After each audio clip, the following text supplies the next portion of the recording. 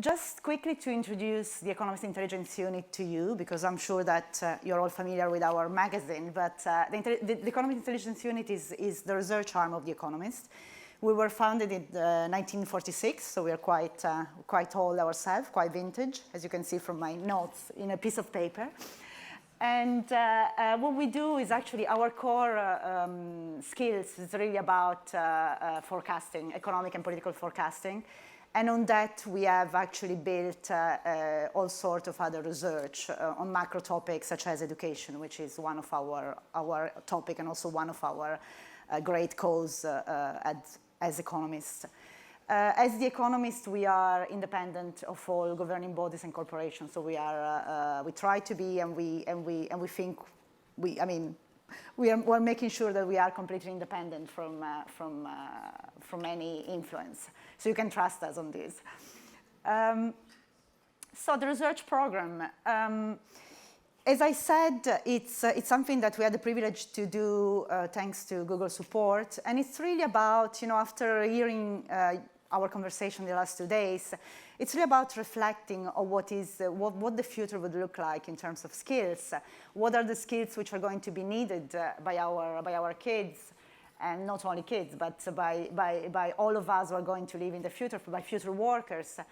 And really the effort with this research program, it's really to look at the extent to which the skills which are taught in the education system around the world at the moment are changing. And are they changing in the right direction? Are they changing in a way that they make sure that the skills we are equipping our kids with are the ones that are going to help them really to meet the need of the employers and also the society as in a more widely form.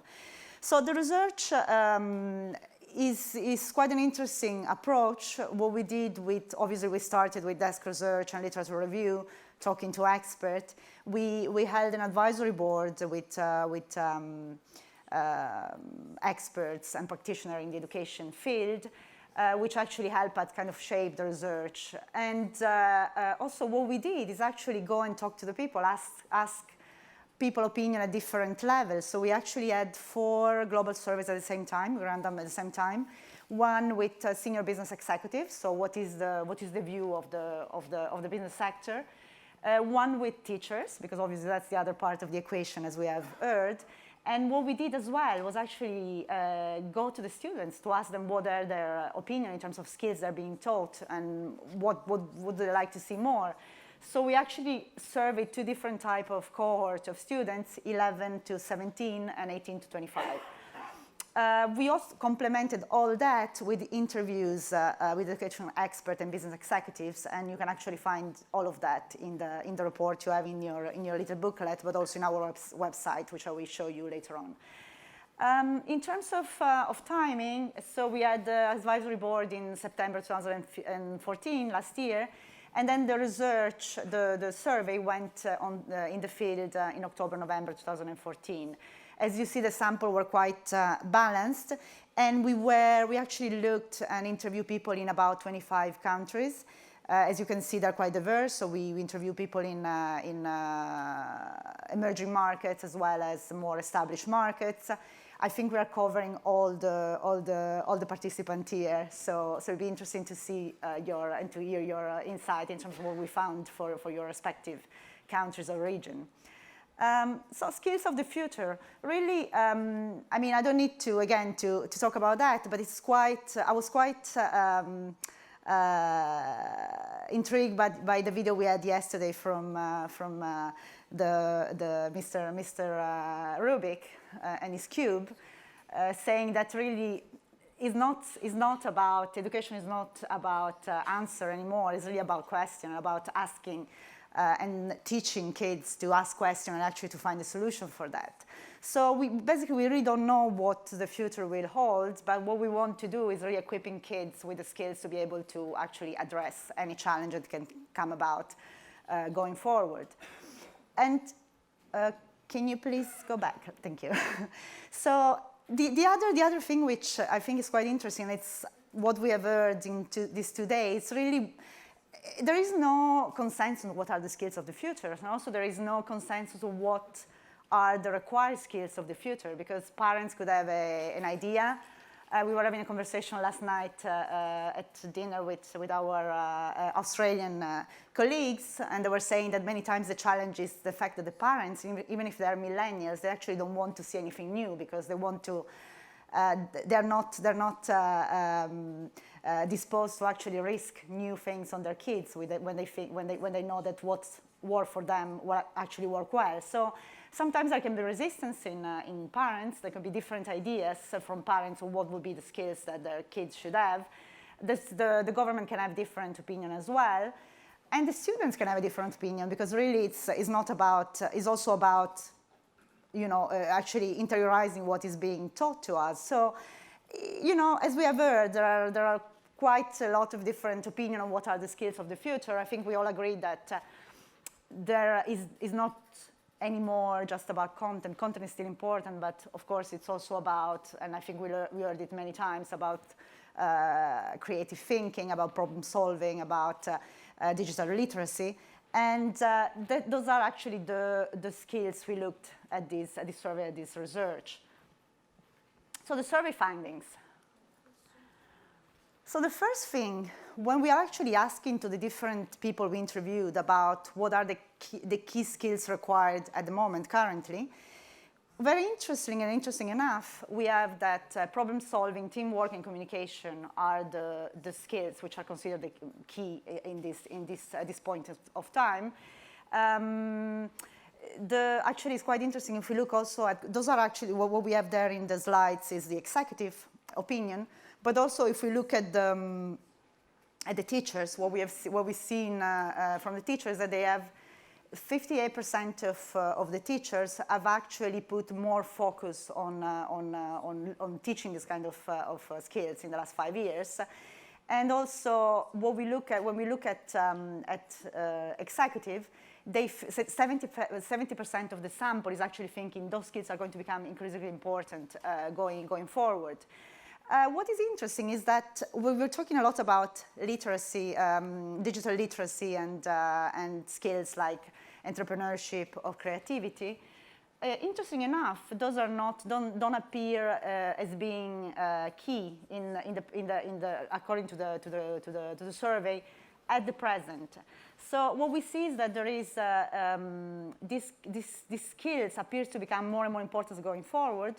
But, and you can see there in a majority of employers expect creativity and digital literacy to become more important in the next 3 years.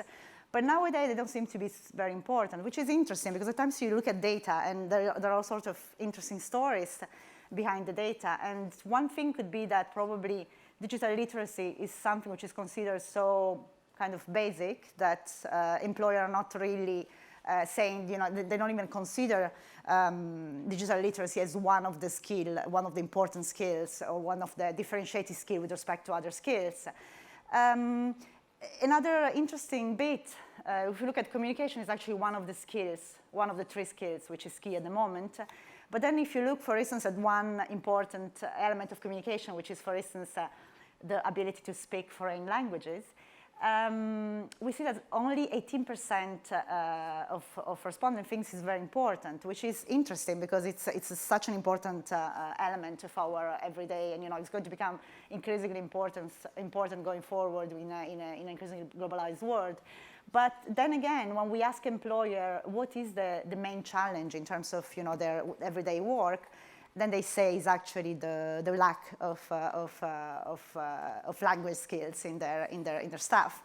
So it's really interesting how you actually can look at the data and find different stories. In terms of creativity, as I said, entrepreneurship, those are skills which are seen to become increasingly important. It's also important actually looking across the sample. So for instance, in countries like Mexico, the Emirates, it's actually the importance of entrepreneurship and creativity is much higher with respect to the sample, to the average of the sample. And our colleague from Mexico and the Emirates could confirm whether this is true or not. And in terms, for instance, of problem solving, I was quite intrigued to see that For instance, if you look at students in the UK or the US, the majority of them are quite happy with their problem-solving skills. 50% of them, 58% of them think that they are doing quite well in that. But then if you look at Chinese students, that's actually just 14%. And that actually gives you an idea of the importance, still of the importance in this digital world and connected world of the different culture and cultural differences across different systems and different education and approach to education. So the other finding is that the skill gap persists. There are still skill gaps. Only 34%, so really I would say a minority of the executive are happy actually with the level of skills they get in terms of talent. And actually this is something which is, according to the executive we have interviewed, hampering the performance of the organization. And to be honest, if we look at the specular opinion of the teachers, they seem to agree with the executive because they think that they are not really the skills that they are providing to the students are not really the one that the business sector requires. In terms of again skills required and what is the opinion of the teachers and the students actually less than half of the 18 to 25-year-old cohort believe that the educational system is actually providing them with the skill they require. That's the same in terms of teachers. The teachers also are not very happy with what they are providing to the students. What is interesting is that if you look at the different level of skills that is provided by the education system, and you look at the confidence of students in respect of their being able to actually perform the skills, there is very often a very big difference. Like for instance, if you ask students, are you happy, with the education you provide the school, you are provided at school in terms of digital skills? Only 50% will be happy with that. But then about 80% are things that they're going to do really well in digital skills. So in a way, that actually point to the fact that school is not the only place where actually we can actually get these skills, which is something that we have discussed and we have seen, and actually is this idea of the fact that kids, which is positive and negative at the same time, because it's positive because in a way you can basically do it yourself and get information you don't get at school, but at the same time is actually doesn't really get the teacher off the hook because the education system should provide this kind of skills. In terms of barriers to teaching the 21st century skills, so we're talking about problem solving, digital literacy, communication, team working, those are the barriers which are reported by teachers in terms of not being able to teach those or not be able to teach those enough. So the first barrier, the largest barrier, is really the lack of time and the fact that the standard curriculum is very strict and is very strictly enforced. Which, in a way, from what we have heard in those 2 days, shouldn't really be an excuse, because what we have seen is that the kind of skills we want to actually inculcate into our kids, they're not like content or skills which needs to be taught in a separate way, but those skills would really ideally need to be actually embedded into the teaching, so that it should be part of the everyday curricula. What we have seen today with the kids this morning, they're learning problem solving by having some very specific experiment, and this is the way you should actually teach this skill. So it's the lack of time in the standard curriculum shouldn't be really an obstacle for that. Lack of appropriate training is something else, which I think it's really worth, and I think we're going to have one of the roundtable about how to train the trainers in a way, and also the fact, again, maybe the fact that some schools are still struggling with a traditional approach in which literacy and numeracy are the only skill considered important in terms of teaching. So that's what I was saying. I mean, it's really how do we teach those skills? The best way to teach them, and we have in the study, if you'll have time to have a look at it, we are giving an example of schools which are actually embedding the skills of the futures in the everyday curriculum. We have an example of a French-American school in Rhode Island, whereby they actually use they actually teach and embed communication in both languages in the curricula with, courses of oracy and opportunity to talk in public and things like that. They use French philosophy actually to teach people in how to problem solving and how to creative thinking, which is probably the best use of French philosophy. And so there are many ways to do that, and technology is definitely one of the enablers, as we have seen, is one of the tools that really could help in equipping kids with the skills of the future. So in terms of technology, what our research found is that in reality, the education system is actually something that we heard this morning from the teacher, if you remember in the last panel.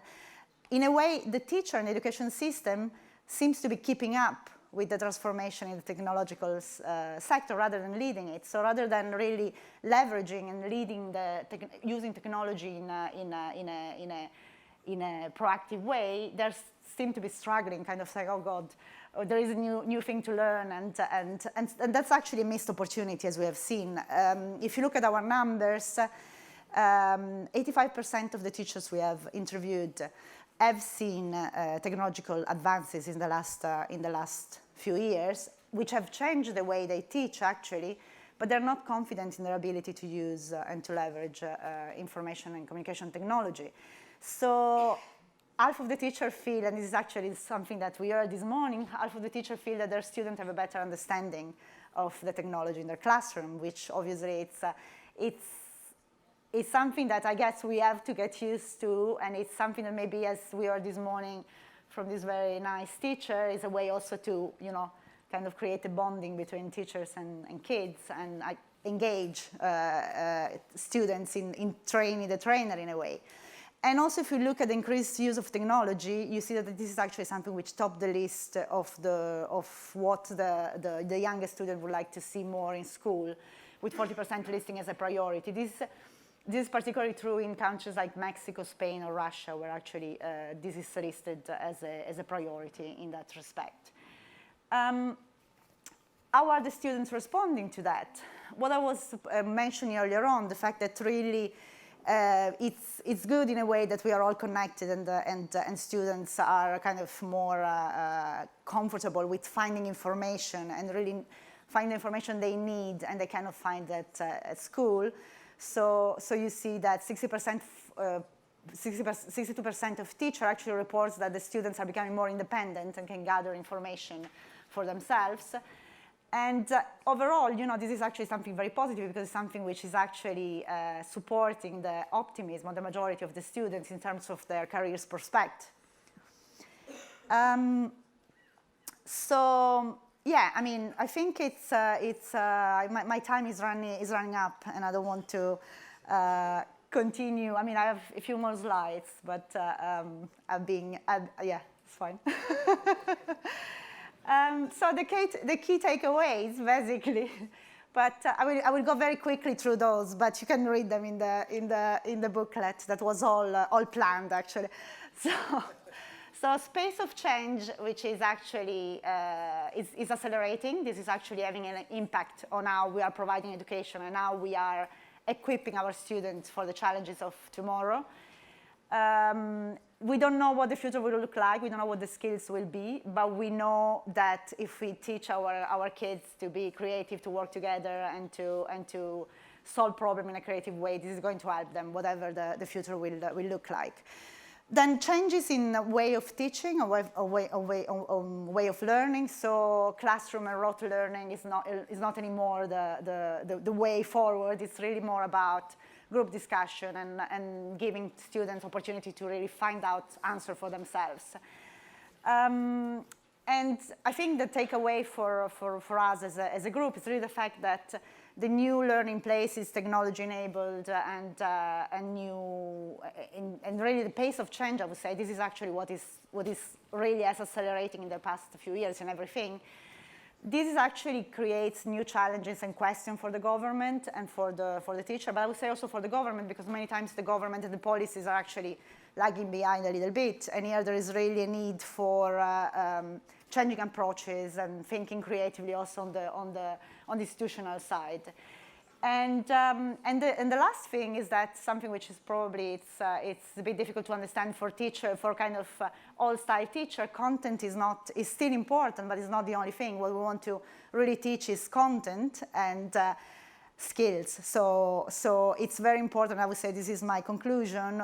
It's really to think in a very creative way on how we provide the skills which will help our students to be able to really face the challenges and support economic development in, as we were discussing earlier on, obviously the poverty and improving really countries' competitiveness and opportunities of students.